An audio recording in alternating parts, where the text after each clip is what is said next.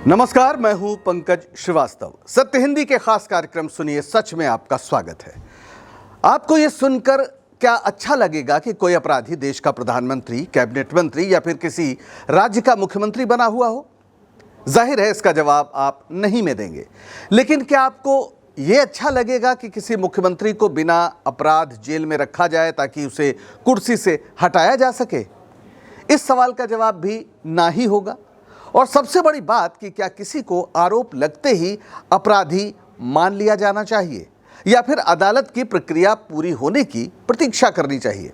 आप कहेंगे कि प्रतीक्षा करनी चाहिए, लेकिन मोदी सरकार कुछ ऐसे कानून ला रही है जिसमें आपके ये सारे ना नहीं देखते रह जाएंगे, क्योंकि सरकार की इसमें हाँ है। तो क्या है ये कानून और क्या होगा इनका असर, और विपक्ष क्यों इस कदम को षड्यंत्र की आहट की तरह देख रहा है? मिलेंगे इन सभी सवालों के जवाब हमारे इस वीडियो में। मोदी सरकार अब एक कानून ला रही है जो लोकसभा में 20 अगस्त को यानी बुधवार 20 अगस्त 2025 को पेश कर दिया गया है 3 बिल की शक्ल में। भारतीय सियासत में ये तूफान ला सकते हैं बिल अगर ये कानून बन गए।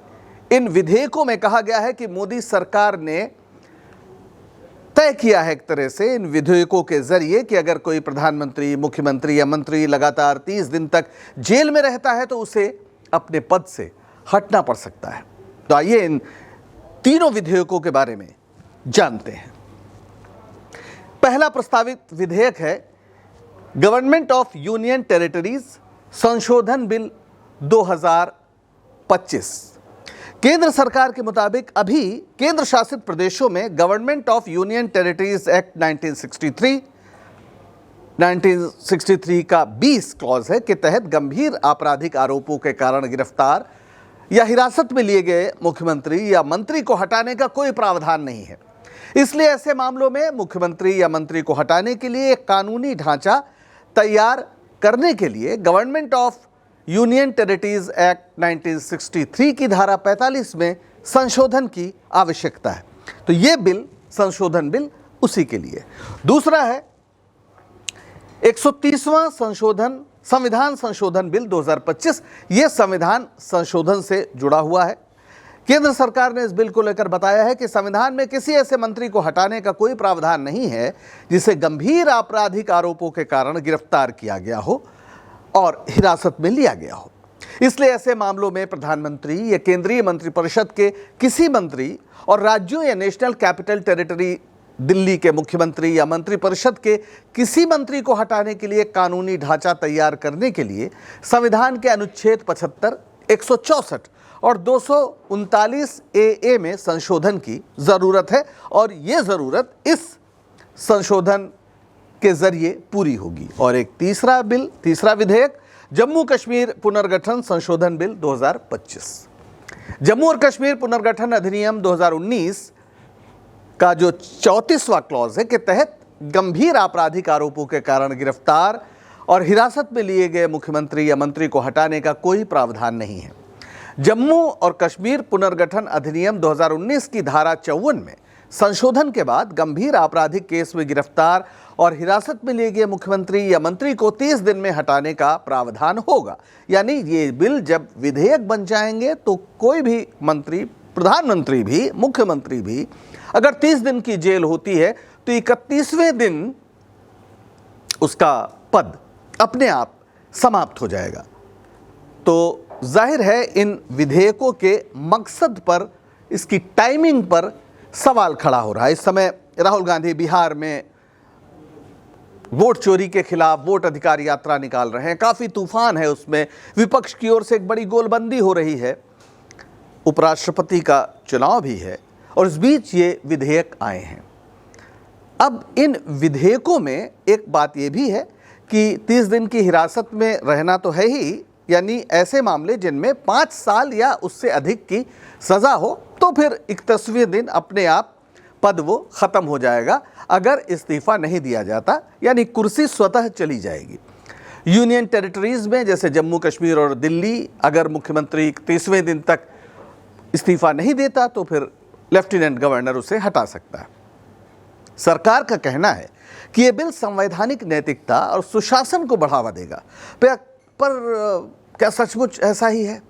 इन विधेयकों में एक खास बात आपने गौर की होगी, इनमें आरोप लगने की बात की गई है, दोषी सिद्ध होने की बात नहीं है। फिर से ध्यान दीजिए, आरोप लगने की बात है, दोषी सिद्ध होना कोई इसमें कसौटी नहीं है। यानी आरोप लगा किसी ऐसी मामले में जिसमें 5 साल से ज्यादा की सजा हो सकती है और 30 दिन तक अगर एजेंसी ने गिरफ्तार कर लिया तो फिर कुर्सी चली जाएगी। वैसे क्या ये इतनी बड़ी समस्या है देश के लिए कि कानून बदलना पड़े? आखिर कितने मुख्यमंत्री ऐसे रहे हैं जिन्होंने जेल में रहते हुए पद नहीं छोड़ा? परंपरा तो ये रही है कि गिरफ्तारी की स्थिति आते ही, खासतौर पर चार्जशीट दायर होते ही, ऐसे किसी भी व्यक्ति ने अपना पद छोड़ दिया है। सिर्फ एक अपवाद है, मुख्यमंत्री के रूप में एक अपवाद है, एक आध मंत्री और है, लेकिन मुख्यमंत्री के रूप में अपवाद है अरविंद केजरीवाल। अरविंद केजरीवाल गिरफ्तार किए गए थे, आपको पता होगा। दिल्ली के पूर्व मुख्यमंत्री अरविंद केजरीवाल को 21 मार्च 2024 को प्रवर्तन निदेशालय यानी ईडी ने दिल्ली शराब नीति घोटाले के मामले में गिरफ्तार किया था। उन पर आरोप था कि उनकी सरकार ने 2021-22 की जो शराब नीति थी दिल्ली में, उसमें निजी विक्रेताओं को लाभ पहुंचाने के लिए 100 करोड़ रुपए की रिश्वत ली। ईडी ने दावा किया कि इस पैसे का इस्तेमाल आम आदमी पार्टी ने चुनावों में किया। उधर केजरीवाल ने इसे राजनीतिक साजिश बताया और पद छोड़ने से इनकार कर दिया। उन्होंने जेल में रहते ही सरकार चलाने की कोशिश की, जिस पर काफी विवाद हुआ। केजरीवाल ये साबित करना चाहते थे कि उन्हें गलत फंसाया गया। कई महीने जेल में रहने के बाद सुप्रीम कोर्ट ने 12 जुलाई 2024 को उन्हें ईडी के मामले में जमानत देते हुए जो टिप्पणी की, वो बहुत कुछ कहती है। सुप्रीम कोर्ट ने क्या कहा, इधर देखिए।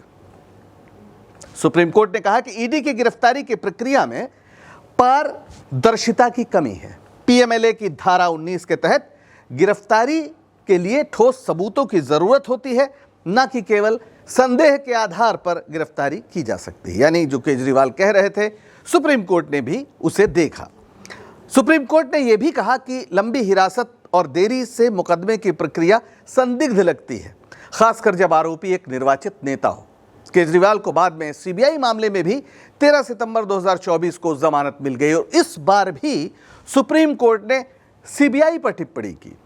कहा कि सीबीआई ने गिरफ्तारी के लिए विशिष्ट कारण नहीं दिखाए, केवल संदेह के आधार पर किसी को हिरासत में रखना सीआरपीसी और संवैधानिक सिद्धांतों के खिलाफ है।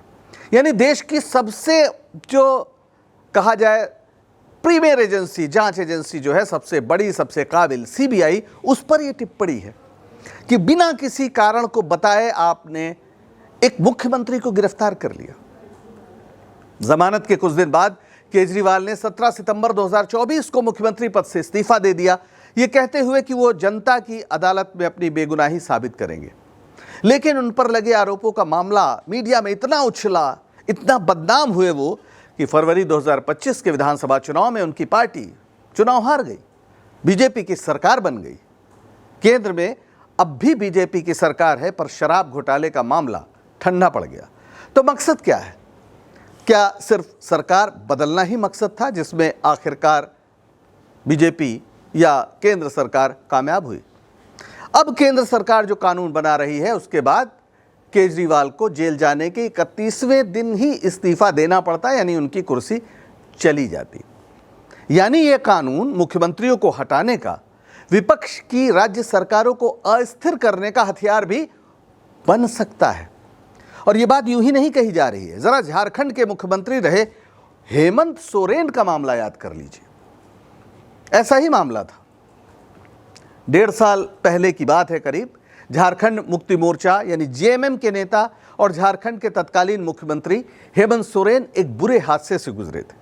प्रवर्तन निदेशालय यानी ईडी ने मनी लॉन्ड्रिंग और जमीन घोटाले का उन पर गंभीर आरोप लगाया। सोरेन ने इन आरोपों को खारिज करते हुए इसे बीजेपी की साजिश करार दिया।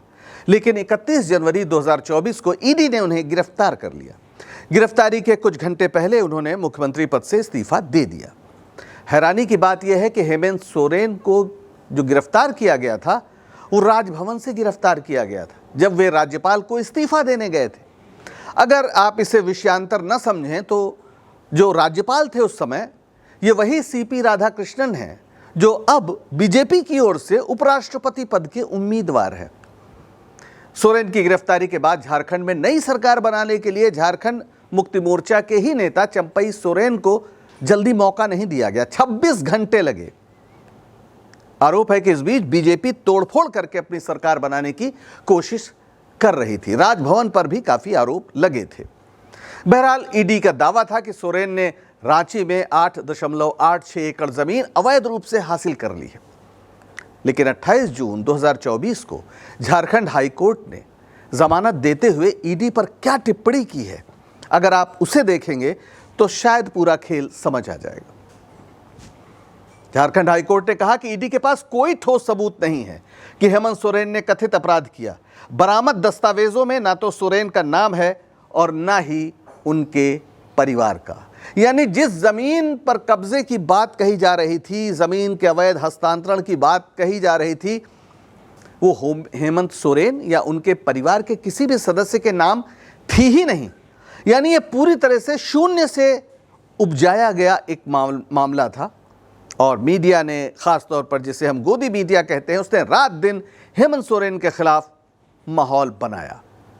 यानी हाईकोर्ट की टिप्पणी के बाद यह साफ है कि हेमंत सोरेन सरकार के खिलाफ बड़े लेवल पर एक साजिश रची गई। विपक्ष का आरोप है कि खनिजों के मामले में बेहद समृद्ध झारखंड राज्य पर बीजेपी के कुछ करीबी कॉरपोरेट घरानों की आंख लगी है। इसलिए सरकार बदलने के लिए या बीजेपी की सरकार बनाने के लिए सोरेन पर फर्जी आरोप लगाए गए। जनता ने विपक्ष की बात को सही माना और जब विधानसभा चुनाव हुआ तो झारखंड में इंडिया गठबंधन फिर से जीता और हेमंत सोरेन फिर से मुख्यमंत्री बन गए और इस समय वे वहां के मुख्यमंत्री हैं। ये उदाहरण बताते हैं कि विपक्ष क्यों नए कानून को लेकर सशंकित है या इन बिलों को लेकर सशंकित है जो कानून बन सकते हैं। दरअसल जो कई कानून ऐसे हैं जिनके तहत किसी को भी 30 दिन तक जेल में रखा जा सकता है, जैसे जो ये prevention of money laundering act है। अब ये एक ऐसा कानून है जिसके तहत जो ईडी है वो मनी लॉन्ड्रिंग के मामले में कार्रवाई करता है, लेकिन इसकी धारा 45 में जमानत के लिए दोहरी शर्तें हैं। हालांकि इस धारा को हटा दिया था सुप्रीम कोर्ट ने ये कहकर के असंवैधानिक है, लेकिन फिर मनी बिल के जरिए इन्हें फिर से डाल दिया गया। इसमें कहा गया है कि जो जज है उसे ये विश्वास होना चाहिए कि आरोपी दोषी नहीं है और भविष्य में अपराध नहीं करेगा, तब वो जमानत दे सकता है। अब आप ये बताइए कि कोई जज ऐसा कैसे कह सकता है अगर सामने जो एजेंसी है वो कह रही है कि उसके पास प्रथम दृष्टया मामले के लिए सबूत हैं, तो वो कैसे कह देगा कि इस मामले में ये दोषी नहीं है? और अगर उसे ये यकीन हो गया कि ये दोषी नहीं है तो फिर मामला ही क्यों चलेगा, वो उसी वक्त खत्म हो जाएगा। तो ये जो पूरी जो भाषा की जलेबी है ये बताता है कि दरअसल ये किसी को पकड़कर जेल में लंबे समय तक डालने के लिए ही बना हुआ है। सुप्रीम कोर्ट ने इन शर्तों को असंवैधानिक करार दिया था 2017 में, लेकिन मोदी सरकार ने संसद का एक फाइनेंस एक्ट आया 2018 में, उसके जरिए इस धारा 45 को फिर से जोड़ दिया। अब आप समझिए कि इस मामले में कितना मुश्किल है कि कोई जमानत पा जाए, और वो भी 30 दिन के अंदर, क्योंकि 31वें दिन तो कुर्सी चली ही जाएगी। 30 दिन के अंदर पहले लोअर कोर्ट में मामला चलेगा, फिर हाई कोर्ट में, फिर सुप्रीम कोर्ट में। यह संभव ही नहीं है। यानी किसी को भी कुर्सी से हटाना बेहद आसान हो जाएगा। एक और एक्ट फिर आप देखिए, ये narcotics drugs and psychotropic substance act NDP का जो एक्ट है, इसके तहत भी किसी को भी पकड़ा जा सकता है। ख़ास तौर पर इसमें जो धारा 37 है उसमें ज़मानत की जो शर्तें हैं वो बेहद सख्त है। अगर अपराध में 7 साल या उससे अधिक की सज़ा हो सकती है तो अदालत को यह विश्वास होना चाहिए कि आरोपी दोषी नहीं है और वो ज़मानत पर अपराध नहीं दोहराएगा। फिर वही बात, क्या ऐसा संभव है कि अदालत को यह विश्वास हो जाए कि ये दोषी नहीं है? फिर तो वो छोड़ ही देगा। फिर वो क्यों ये कहा जाएगा कि ये अभी इन पर मुकदमा चले। Unlawful activities prevention act UAPA एक और मामला जो ख़ास तौर पर UAPA है, उसके धारा 33D, उसके तहत आतंकवाद से संबंधित जमानत तभी मिल सकती है जब अदालत को लगे कि आरोप प्रथम दृष्टया सही नहीं है। अब ये लगभग असंभव है कि इस तरह के मामलों में किसी को भी जमानत दी जा सके, यानी किसी चुने हुए मुख्यमंत्री या मंत्री का राजनीतिक करियर तबाह किया जा सकता है। केजरीवाल और हेमंत सोरेन का मामला बताता है कि यह सिर्फ अंदेशा नहीं है, सरकार ये प्रयोग कर चुकी है। जाहिर है विपक्ष इन विधेयकों को कानून बनने से रोकना चाहेगा। इस पर बहस होगी या सेलेक्ट कमेटी में जाएगा, कहाँ जाएगा, अभी इस पर चर्चा होगी। लेकिन 2023 में जो भारतीय न्याय संहिता ने पुलिस हिरासत की अवधि को 15 से 90 दिन तक बढ़ा दिया, वो भी एक संकट है। यानी किसी मुख्यमंत्री या मंत्री को 30 दिन से ज़्यादा हिरासत में रखना कोई मुश्किल नहीं है। तो इस नए बिल में बिना दोष सिद्ध हुए हिरासत के आधार पर पद से हटाने का प्रावधान संविधान के अनुच्छेद 75 और 164 को प्रभावित कर सकता है।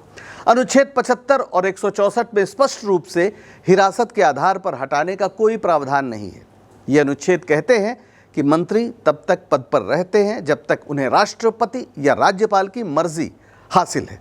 प्रसाद पर्यंत ये भाषा है। हालांकि सुप्रीम कोर्ट ने SR मुंबई बनाम भारत सरकार 1994 का जो मामला है उसमें कहा है कि राष्ट्रपति और राज्यपाल की मर्जी मनमानी नहीं हो सकती, इसे संवैधानिक सिद्धांतों के आधार पर लागू करना होगा। लेकिन इस बिल का प्रावधान बिना दोष सिद्ध हुए हिरासत को आधार बनाता है, जो न्याय से पहले सजा के सिद्धांत को चुनौती दे सकता है। यानी ये अपने आप में प्राकृतिक न्याय के खिलाफ है कि बिना न्याय हुए, बिना अदालत की प्रक्रिया पूरी हुए किसी को आप सजा सुना दें। आरोप लगा और सजा हो गई, ऐसे में ये इंसाफ नहीं, षड्यंत्र ही कहलाएगा। और विपक्ष अगर ये सवाल उठा रहा है तो सरकार को, अगर उसकी नीयत ठीक है, तो इस पर गंभीरता से विचार करना चाहिए। आज के लिए बस इतना ही। अगर सच बताने का हमारा ये प्रयास आपको पसंद आ रहा हो तो शो को लाइक करें, शेयर करें और चैनल को सब्सक्राइब करें। सत्य हिंदी का ऐप भी डाउनलोड करें, जिसका पता वीडियो के नीचे डिस्क्रिप्शन में आपको मिल जाएगा। तो अब दीजिए इजाजत, नमस्कार।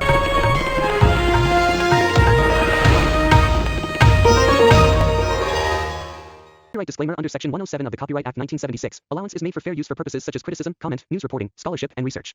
Fair use is a use permitted by copyright statute that might otherwise be infringing.